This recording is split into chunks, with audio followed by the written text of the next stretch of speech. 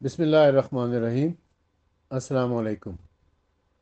آج کا ہمارا موضوع ہے علی علیہ الصلوۃ والسلام کے بارے میں صحیح بخاری کی روایات۔ صحیح بخاری میں جو روایات علی علیہ السلام کے بارے میں ہے یا علی علیہ السلام کی فضیلت میں ہے، وہ میں آپ کی خدمت میں آج پیش کروں گا، اور کہیں ضرورت پڑی تو مختصر سا تبصرہ اس کے اوپر کروں گا۔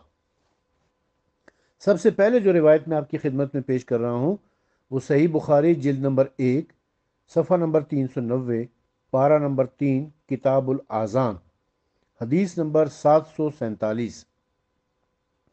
حضرت عمران بن حسین، جو کہ صحابی رسول ہیں، حضرت عمران بن حسین نے حضرت علی کرم اللہ وجہہ کے ساتھ بصرے میں نماز پڑھی اور کہا، ہمیں انہوں نے اسی طرح کی نماز یاد دلا دی جو ہم کبھی حضرت صلی اللہ علیہ وسلم کے ساتھ پڑھا کرتے تھے۔ پھر کہا کہ حضرت علی جب سر اٹھاتے یا جھکاتے اللہ اکبر کہتے۔ اسی صفحے کے اوپر دوسری روایت ہے کہ حضرت عمران بن حسین نے علی ابن ابی طالب علیہ السلام کے پیچھے نماز پڑھی، تو جب وہ سجدے میں جاتے اللہ اکبر کہتے، اور جب سجدے سے سر اٹھاتے اللہ اکبر کہتے، اور 2 رکعتیں پڑھ کر جب قاعدہ سے اٹھتے تب بھی اللہ اکبر کہتے۔ جب نماز سے فارغ ہوئے تو عمران بن حسین نے میرا ہاتھ پکڑا اور کہنے لگے، بے شک اس شخص نے حضرت صلی اللہ علیہ وآلہ وسلم کی نماز یاد دلا دی ہے، یا یہ کہا کہ اس نے حضرت صلی اللہ علیہ وسلم والی نماز پڑھائی ہے۔ ان دونوں روایتوں سے ہمیں یہ پتہ چلتا ہے کہ علی علیہ السلام وہی نماز پڑھایا کرتے تھے جو کہ رسول اکرم صلی اللہ علیہ وآلہ وسلم پڑھایا کرتے تھے۔ اور اس سے یہ بھی پتہ چلتا ہے، یعنی بٹوین دا لائنز یہ بات بھی موجود ہے کہ بعض دیگر لوگ وہ نماز نہیں پڑھاتے تھے کہ جو رسول اکرم صلی اللہ علیہ وسلم پڑھایا کرتے تھے۔ اس میں نماز کے حوالے سے جو میرا وائس نوٹ ہے اس میں اس کی ڈیٹیل موجود ہے۔ دوسری حدیث جو میں آپ کی خدمت میں پیش کر رہا ہوں، وہ ہے جلد نمبر 1، صفحہ نمبر 714، پارہ نمبر 2، کتاب المناسک۔ اس میں سعید بن المسیب کہتے ہیں کہ حضرت علی اور حضرت عثمان نے مقام اسفان یعنی مکے سے 36 میل پر تمتع کے بارے میں اختلاف کیا۔ حضرت علی نے کہا کہ آپ کیا چاہتے ہیں؟ آپ اس کام سے روکتے ہیں جو حضرت صلی اللہ علیہ وسلم نے کیا ہے؟ حضرت عثمان نے کہا، یہ بحث جانے دو۔ چنانچہ حضرت علی علیہ السلام نے جب یہ دیکھا تو حج اور عمرہ دونوں کا ایک ساتھ احرام باندھا۔ اس حدیث سے ہمیں یہ پتہ چل رہا ہے کہ حضرت عثمان حج تمتع کی اجازت نہیں دیتے تھے، یعنی حج اور عمرہ اکٹھا نہیں کر سکتے تھے، جبکہ علی علیہ السلام دونوں کو اکٹھا کرنے کے قائل تھے۔ اور علی علیہ السلام کا یہ کہنا کہ آپ ہمیں اس کام سے روکتے ہیں جو حضرت صلی اللہ علیہ وسلم نے کیا ہے، اس بات کی دلیل ہے کہ رسول اکرم صلی اللہ علیہ وسلم بھی ایسا ہی کرتے تھے اور علی علیہ السلام انہی کی سنت پر چل رہے تھے، جبکہ حضرت عثمان رسول اللہ کی سنت سے روک رہے تھے۔ جلد نمبر 1، صفحہ نمبر 916، پارہ نمبر 8، کتاب البیوع، حدیث نمبر 1960۔ لکھا ہے کہ جی حضرت علی فرماتے ہیں، میرے پاس ایک اونٹ تھا جو مال غنیمت میں میرے حصے میں آیا تھا، اور ایک اونٹ حضرت صلی اللہ علیہ وآلہ وسلم نے مجھے خمس میں سے دیا تھا، خمس میں سے دیا تھا۔ جب میں نے حضرت سیدۃ النساء فاطمہ الزہرا سلام اللہ علیہا حضرت صلی اللہ علیہ وسلم کی صاحبزادی کو رخصت کر کے گھر لانا چاہا تو میں نے بنی قیقاع کے ایک سنہار سے طے کیا کہ میرے ساتھ چلے اور ہم دونوں اذخر لے کر آئیں۔ میرا مقصد یہ تھا کہ میں اس اذخر گھاس کو سناروں کے ہاتھ بیچ کر دعوت ولیمہ کروں۔ اس حدیث سے ہمیں یہ پتہ چلتا ہے کہ رسول اکرم صلی اللہ علیہ وسلم علی علیہ السلام کو خمس دیا کرتے تھے۔ یہ جو روایت میں نے ابھی آپ کو خمس کے حوالے سے پڑھ کے سنائی، یہ صحیح بخاری میں تقریباً 7 مقامات پر ہے۔ اب میں وہ 7 مقامات کی تو پڑھ کے نہیں سنا سکتا کیونکہ بہت طویل ہو جائے گا پھر، تو میں نے صرف ایک مقام سے آپ کو پڑھ کے سنائی ہے۔ تو اس سے یہ پتہ چلتا ہے کہ علی علیہ السلام خمس کے حقدار تھے، اور رسول اکرم صلی اللہ علیہ وسلم خمس دیا کرتے تھے، لیکن خمس کی آیت بھی قرآن مجید کے اندر موجود ہے، مگر عام مسلمان آج کل نہ خمس دیتے ہیں اور نہ خمس کو وہ جائز سمجھتے ہیں، جبکہ قرآن اور سنت میں خمس کے بارے میں واضح احکامات موجود ہیں۔ اب ہم آ جاتے ہیں صحیح بخاری کی جلد نمبر 2، پارہ نمبر 11، کتاب الجہاد والسیر، حدیث نمبر 163، صفحہ نمبر 199۔ حضرت یہ سال بن سعد کہتے ہیں کہ جنگ احد میں حضرت صلی اللہ علیہ وسلم کا خود آپ کے سر مبارک پر ٹوٹ گیا۔ وہ خرد جو ہوتا ہے جو سر کے اوپر لوہے کا نہیں بنا ہوا، ٹوٹ گیا۔ کفار نے پتھر پھینکے تھے، آپ کا منہ خون آلود ہو گیا، آپ کے دندان مبارک شہید ہو گیا۔ تو حضرت علی بار بار اپنی ڈھال میں پانی لاتے، جبکہ حضرت فاطمہ سلام اللہ علیہا زخم دھوتی۔ سیدۃ النساء نے جب دیکھا کہ اس طرح خون مزید بہہ نکلا تو چٹائی کا ٹکڑا جلا کر زخم میں راکھ بھر دی، اور اس طرح خون بند ہو گیا۔ اس سے 2 باتیں تو ہمیں پتہ چل رہی ہیں۔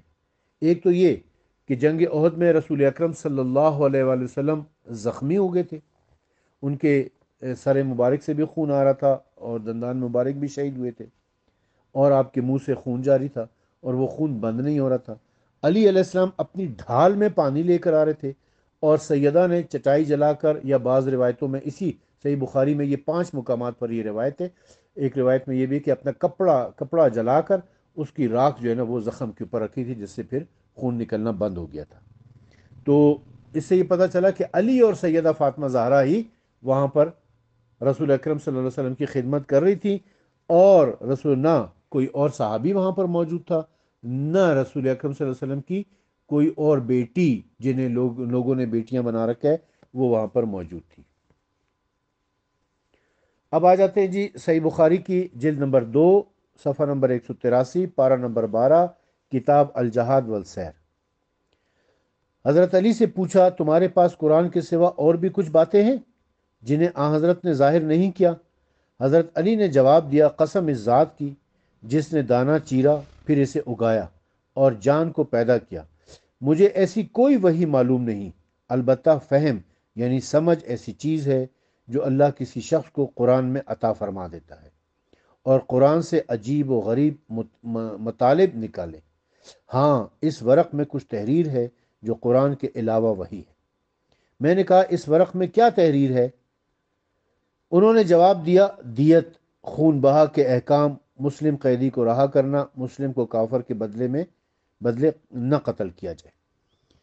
اچھا، اس روایت سے ہمیں 2 باتیں پتہ چل رہی ہیں۔ ایک تو یہ کہ علی علیہ السلام نے قرآن جمع کر رکھا تھا،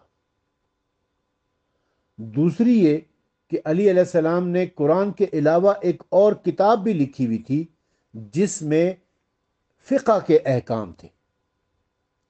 اور تیسری بات جو ہمیں بہت امپورٹنٹ اس میں پتہ چل رہی ہے وہ یہ کہ قرآن کی جو فہم ہے، قرآن کا جو سمجھ ہے، قرآن سے جو مطالب کو اخذ کرنا ہے، یہ علی علیہ السلام کے علاوہ کسی اور کے پاس نہیں تھا اس وقت۔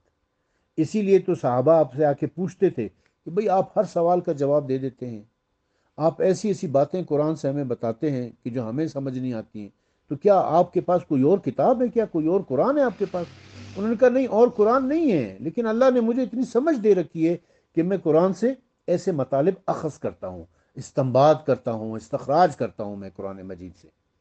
اور دوسرا یہ کہ ایک اور کتاب بھی آپ کے پاس تھی جو آپ نے لکھی تھی، اور میں اس کے حوالے سے عرض کر چکا ہوں کہ ایک نہیں بلکہ 2 کتابیں آپ نے اور لکھی تھی، یہاں تو ایک ہی کتاب کا ذکر ہے، اور وہ فقہ کی کتاب تھی جس کا نام الجفر ہے۔ اس کے علاوہ حدیث کی بھی ایک کتاب علی علیہ السلام نے لکھی تھی جس کا نام الجامع تھا۔ تو گویا 3 چیزیں علی علیہ السلام نے لکھی تھی، ایک قرآن مجید، ایک الجفر جو کہ فقہ کی کتاب تھی، رسول اللہ نے لکھائی، علی علیہ السلام نے لکھی، اور تیسری حدیث کی کتاب الجامع جو کہ علی علیہ السلام نے لکھی تھی۔ جو کچھ رسول اکرم فرماتے تھے وہ یہ لکھ لیا کرتے تھے۔ اب آ جاتے ہیں جی صفحہ نمبر 248 پر، پارہ نمبر 12، کتاب الجہاد والسیر، حدیث نمبر 414۔ حضرت علی فرماتے ہیں کہ ہم نے تو آن حضرت صلی اللہ علیہ وسلم سے بس یہی قرآن لکھا ہے، نیز آن حضرت صلی اللہ علیہ وسلم سے یہ ورق لکھا ہے جس میں آپ نے یہ فرمایا مدینہ آئر پہاڑ سے لے کر فلاں مقام تک حرم ہے، جو شخص یہاں بدعت ایجاد کرے یا بدعتی کو پناہ دے اس پر اللہ تعالیٰ کے فرشتوں اور لوگوں کی لعنت ہوگی۔ اب دیکھیں اس حدیث میں، وہ جو پہلی والی حدیث ہے اس میں علی علیہ السلام نے فقہی معاملات کا ذکر کیا، دیت وغیرہ کا جو فقہی معاملات ہیں۔ اس حدیث میں علی علیہ السلام نے رسول اللہ کی احادیث کا ذکر کیا ہے، رسول اللہ نے بتایا کہ کہاں سے کہاں تک حرم ہے، کہاں سے کہاں تک مکہ ہے، وغیرہ وغیرہ۔ تو اس سے یہ پتہ چلا کہ علی علیہ السلام نے قرآن مجید کے علاوہ 2 مزید کتابیں لکھی تھیں، ایک فقہ کے بارے میں اور ایک حدیث کے بارے میں۔ مزید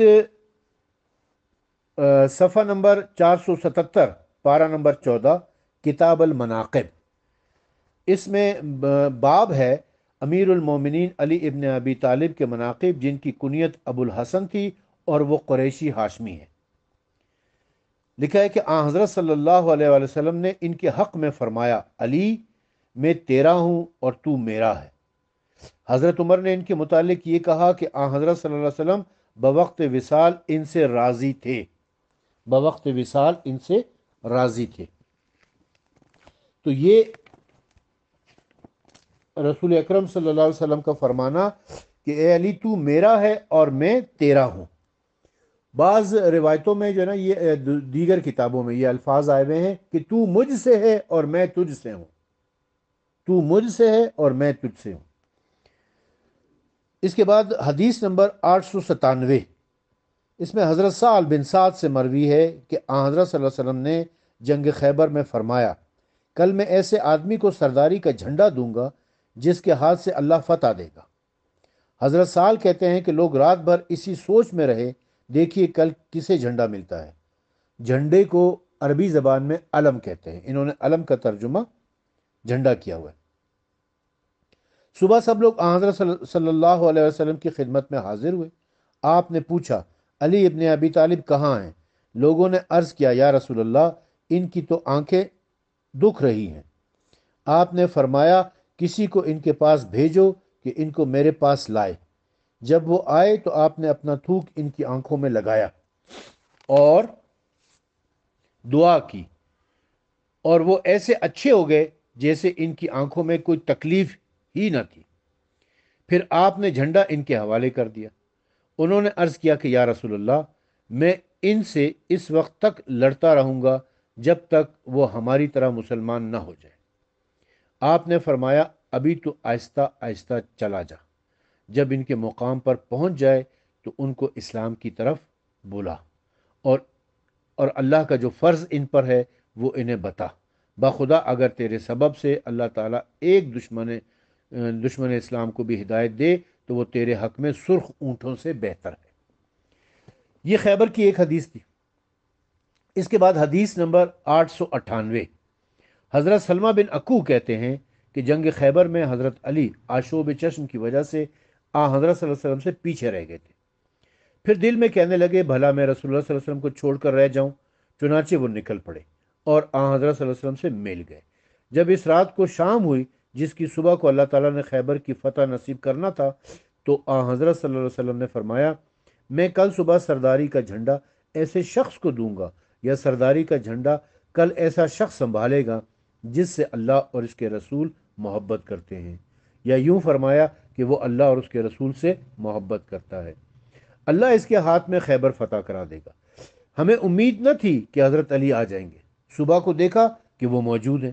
لوگوں نے کہا کہ علی آ گئے۔ آپ نے انہیں جھنڈا دیا، اللہ تبارک و تعالیٰ نے ان کے ہاتھ پر خیبر فتح کرا دیا۔ اس کے بعد حدیث نمبر 899، ایک شخص حضرت سہل بن سعد کے پاس آیا، کہنے لگا فلاں شخص یعنی مروان مدینے کا حاکم ممبر کے پاس بیٹھ کر حضرت علی کو برا کہتا ہے۔ سہل نے دریافت کیا کہ کیا کہتا ہے؟ اس نے کہا کہ انہیں ابو تراب کہتا ہے۔ سہل یہ سن کر ہنسے اور کہنے لگے خدا کی قسم یہ کنیت تو حضرت علی کو حضرت صلی اللہ علیہ وسلم نے حضرت صلی اللہ علیہ وسلم نے رکھی تھی، اور حضرت علی کو یہ کنیت بہت پسند تھی۔ دوسرے نام اتنے پسند نہ تھے۔ ابو حازم کہتے ہیں میں نے اس وقت حضرت سعد سے درخواست کی، اے ابو العباس اس کا واقعہ بیان فرمائیے۔ انہوں نے کہا کہ یہ ہے کہ حضرت علی جناب فاطمہ زہرا کے پاس تشریف لے گئے، وہاں سے نکل کر مسجد میں جا کر لیٹ گئے۔ حضرت صلی اللہ علیہ وسلم جناب فاطمہ کے پاس آئے، پوچھا تیرے چچا کا بیٹا کہاں ہے؟ انہوں نے کہا مسجد میں۔ یہ سن کر آپ ان کے پاس گئے، دیکھا تو ان کی چادر پیٹھ پر سے گر گئی تھی اور پیٹھ میں مٹی لگ گئی ہے۔ آپ نے اپنے ہاتھ سے ان کی مٹی پونچھنے لگے اور فرمانے لگے، ابو تراب اٹھ کر بیٹھ۔ 2 مرتبہ یہ کہا، ابو تراب اٹھ کر بیٹھ، ابو تراب اٹھ کر بیٹھ۔ اچھا، روایت تو اصل میں یہ ہے۔ پھر بعض منافق حضرات جو ہے نا وہ اس کو بڑا چڑھا کر کے جی وہ سیدہ فاطمہ زہرا سے ناراض ہو گئے تھے اور یہ ہو گئے تھے۔ میں نے آپ کو روایت پوری پڑھ کے سنائی ہے، اس کی پکچر بھی میں آپ کو بنا کے بھیجوں گا، آپ خود اپنی آنکھوں سے بھی پڑھ لینا اور جھوٹے پر اللہ کی لعنت کر دینا۔ ایک اور روایت ہے کہ جی حدیث نمبر 900، سعد بن عبیدہ سے مروی ہے کہ ایک شخص نے حضرت عبداللہ بن عمر کے پاس آیا اور حضرت عثمان کے متعلق دریافت کیا۔ حضرت عبداللہ نے ان کی خوبیاں بیان کی، پھر فرمایا شاید تجھے یہ تعریف بری لگی؟ وہ کہنے لگا ہاں۔ حضرت عبداللہ بن عمر نے کہا دفع ہو، اللہ تیری ناک کو خاک آلود کرے۔ پھر اس نے حضرت علی کے متعلق پوچھا، آپ نے ان کی بھی خوبیاں بیان کی اور کہا کہ حضرت علی ایسے تھے کہ ان کا مکان حضرت صلی اللہ علیہ وآلہ وسلم کے مکانوں کے درمیان ہے۔ نیز فرمایا یہ تعریف بھی تجھے بری لگی؟ اس نے کہا ہاں۔ آپ نے فرمایا دفع ہو، اللہ تیری ناک کو خاک لگائے، جا تجھ سے جو ہو سکے میرا نقصان کر لے، کچھ کسر نہ اٹھائے رکھ۔ تو نہیں، کوئی منافق شخص تھا وہ۔ حدیث نمبر 901، ابن ابی لیلہ کہتے ہیں ہم سے حضرت علی نے بیان کیا کہ حضرت فاطمہ سلام اللہ علیہ کو چکی پیستے پیستے تکلیف ہوئی، یعنی ان کے ہاتھوں میں چھالے پڑ گئے، ہاتھ میں نشان پڑ گئے۔ انہوں نے شکایت کی، اس زمانے میں حضرت صلی اللہ علیہ وسلم کے پاس قیدی آئے تھے۔ حضرت فاطمہ قیدی مانگنے حضرت صلی اللہ علیہ وسلم کے پاس گئیں، لیکن آپ کی زیارت نہ ہو سکی تو حضرت عائشہ سے کہہ کر چلی آئیں۔ جب حضرت صلی اللہ علیہ وسلم تشریف لائے تو حضرت عائشہ نے حضرت فاطمہ سلام اللہ علیہ کے آنے کا مقصد بیان کیا۔ حضرت صلی اللہ علیہ وسلم یہ سن کر رات کے وقت ہمارے گھر تشریف لائے۔ ہم دونوں میاں بیوی لیٹ رہے تھے، میں نے اٹھنا چاہا تو آپ نے فرمایا نہیں، اپنی جگہ پر رہو، اٹھو نہیں، اور آپ ہم میاں بیوی کے درمیان میں بیٹھ گئے۔ میں نے آپ کے پاؤں کی ٹھنڈک اپنے سینے میں محسوس کی۔ آپ نے فرمایا میں تمہیں اس سے کہ تم ایک غلام مانگتے ہو ایک بہتر بات نہ بتاؤں؟ جب تم اپنے بچھونے پر لیٹو تو 34 بار اللہ اکبر اور 33 بار سبحان اللہ اور 33 بار الحمدللہ پڑھ لیا کرو، تمہارے لیے یہ خادم سے بہتر ہے۔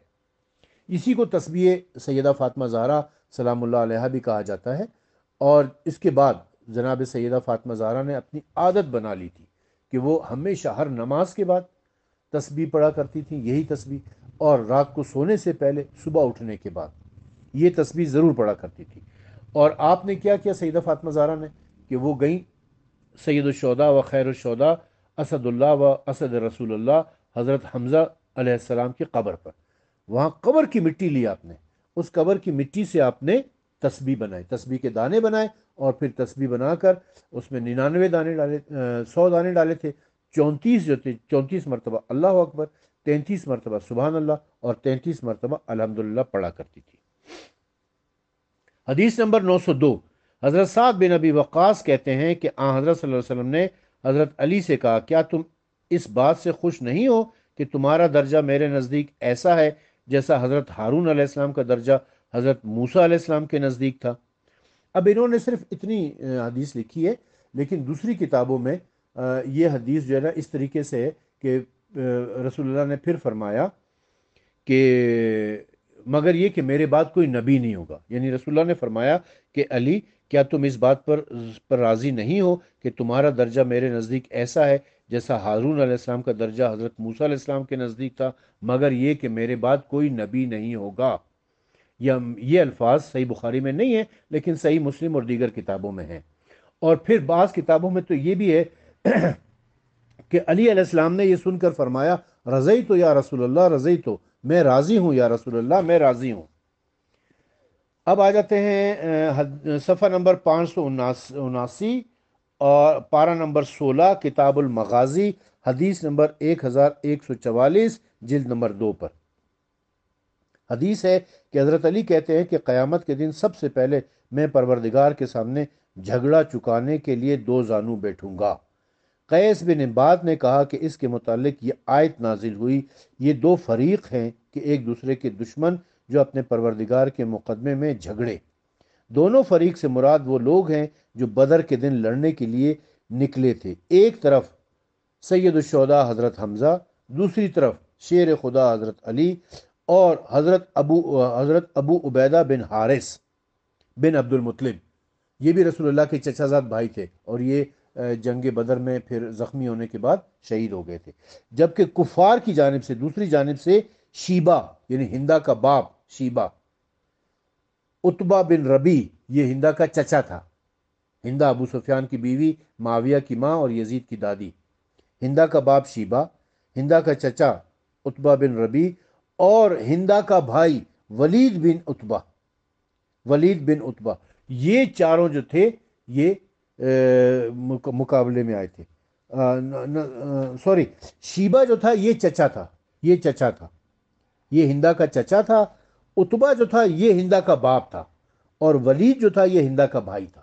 تو یہ تینوں جو ہے ہندا کے رشتہ دار، یہ مقابلے میں آئے تھے کس کے؟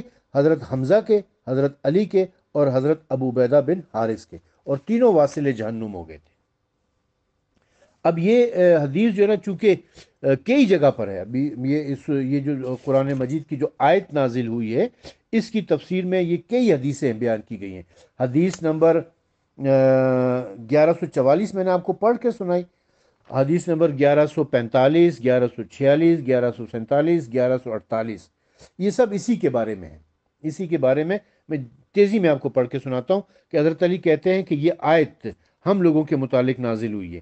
پھر کہتے ہیں کہ حضرت ابو ذر قسمیہ فرماتے ہیں، حضرت ابو ذر غفاری قسمیہ فرماتے ہیں کہ یہ آیتیں ان 6 آدمیوں کے متعلق نازل ہوئی جو بدر کے دن مقابل ہوئے تھے، ایسی حدیث بیان کی کہ جیسی اوپر گزری ہے۔ حضرت ابو ذر قسم کھا کر فرماتے تھے کہ یہ آیت یعنی سورہ حج کی جو آیت ہے ان لوگوں کے متعلق نازل ہوئی جو بدر کے دن لڑنے کے لیے نکلے تھے، حمزہ، علی اور عبیدہ مسلمانوں کی طرف سے، عتبہ، شیبہ بن ربی اور ولید بن عتبہ کافروں کی طرف سے۔ ابو اسحاق کہتے ہیں کہ کسی شخص نے حضرت برہ سے سوال کیا کہ کیا حضرت علی جنگ بدر میں شریک تھے؟ انہوں نے کہا ہاں شریک، کیا مقابلے کے لیے میدان میں نکلے تھے، 2 زریں پہنی ہوئی تھیں۔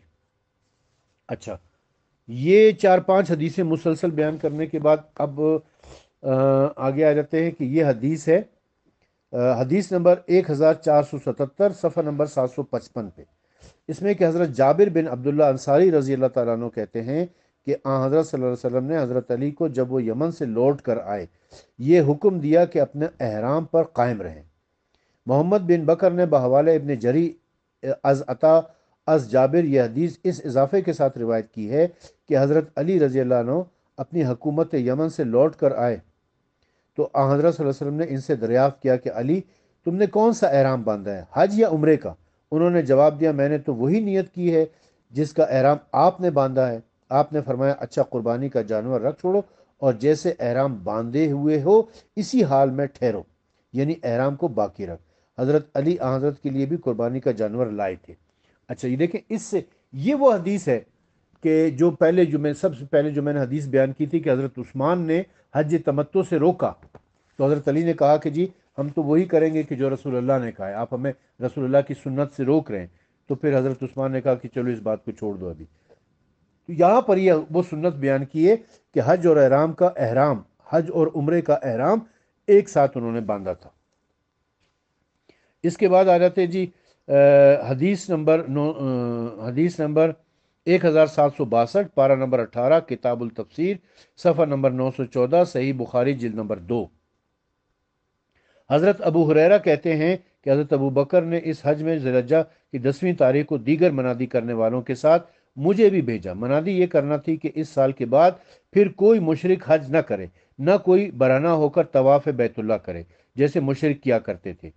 حمید بن عبد الرحمن کہتے ہیں کہ حضرت ابو بکر کو روانہ کرنے کے بعد ان کے پیچھے حضرت صلی اللہ علیہ وسلم نے حضرت علی کو روانہ کیا، انہیں حکم دیا کہ وہ سورہ برات کافروں کو سنا دیں، یعنی حضرت ابو بکر سے سورہ برات لے کر حضرت علی علیہ السلام کو دے دی کہ وہ سورہ برات کی تبلیغ کریں۔ یہ صحیح بخاری کی جلد نمبر 2 صفحہ نمبر 1164، پارہ نمبر 20 کتاب التفسیر، حدیث نمبر 2109۔ حضرت ابن عباس کہتے ہیں کہ حضرت عمر کا ارشاد ہے کہ حضرت علی علیہ السلام ہم میں سب سے بڑے قاضی ہیں، اور ابھی ابی بن کعب، یہ ابی صرف لکھا ہوا ہے لیکن یہ پورا نام ان کا ابی بن کعب ہے، ابی بن کعب ہم میں سب سے بڑے قاری ہیں۔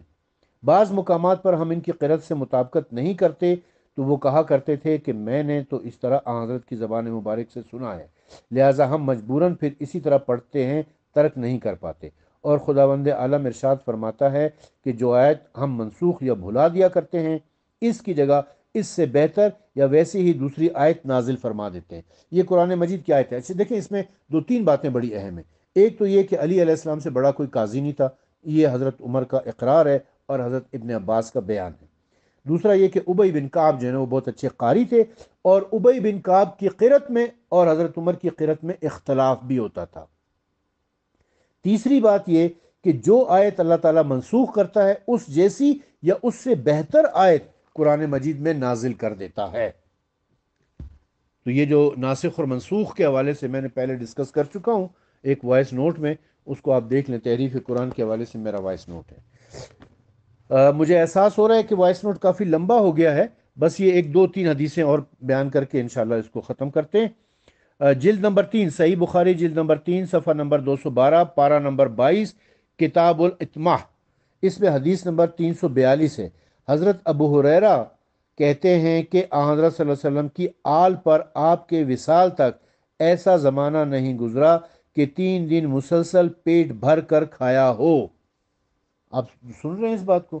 اور یہ حدیث جو ہے یہ تقریباً 3 مقامات پر ہے، 3 یا 4 مقامات پر صحیح بخاری میں، کہ کبھی بھی اہل بیت رسول کو، آل رسول کو مسلسل 3 دن تک پیٹ بھر کے کھانا نہیں ملا تھا، اتنی قسم پرسی کی حالت میں زندگی گزار رہے تھے۔ صحیح بخاری کی جلد نمبر 3 صفحہ نمبر 789، پارہ نمبر 28 کتاب المحاربین۔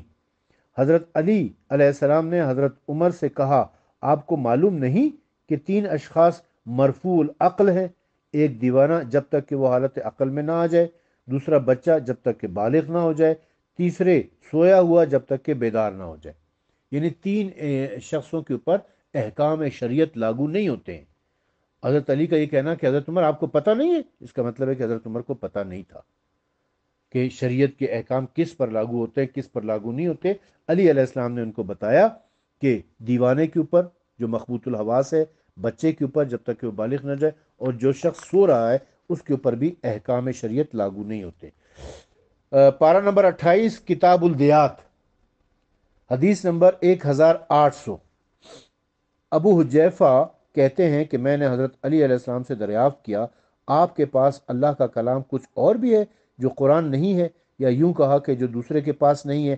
انہوں نے کہا کہ نہیں، قسم اس پروردگار کی جس نے دانہ چیر کر اگایا ہے اور جان کو پیدا کیا ہے، ہمارے پاس قرآن کے سوا اور کوئی کتاب نہیں ہے۔ البتہ اللہ تعالیٰ اپنے کسی بندے کو قرآن کی سمجھ عطا فرماتا ہے تو یہ اور بات ہے۔ نیز ایک ورق اور ہے۔ میں نے پوچھا اس ورق میں کیا لکھا ہوا ہے؟ انہوں نے کہا کہ دیت کے احکام اور قیدیوں کی آزادی کے احکام، نیز یہ مسئلہ کہ کافر کے قصاص میں مسلمان قتل نہیں کیا جائے گا۔ یہ وہی حدیث ہے جو پہلے بیان کر چکے، اور ایسی یہ کوئی 5 6 7 مقامات پر یہ حدیث آئی ہوئی ہے، اور اس سے یہ پتہ چلتا ہے کہ علی علیہ السلام نے قرآن مجید بھی لکھا تھا۔ جب بھی کوئی آیت نازل ہوتی تھی رسول اللہ علیہ السلام کو بلاتے تھے، وہ آیت لکھوا دیتے تھے کہ اس آیت کو فلاں سورہ میں فلاں آیت کے بعد فلاں آیت سے پہلے لکھ لو۔ اس کے علاوہ ایک فقہ کی کتاب لکھی ہوئی تھی جس میں فقہی احکام تھے، اور اس کے علاوہ حدیث کی کتاب بھی لکھی ہوئی تھی۔ تو قرآن مجید کو مصحف علی کہتے ہیں جو علی علیہ السلام نے لکھا تھا، جو پھر خلفاء نے لینے سے انکار کر دیا تھا اور اپنا قرآن جمع کیا تھا۔ اور حدیث کی کتاب کو الجامع کہتے ہیں، اور فقہ کی کتاب کو الجفر کہتے ہیں۔ تو یہ تین کتابیں علی علیہ السلام نے لکھی تھیں، رسول اللہ نے لکھائی تھی۔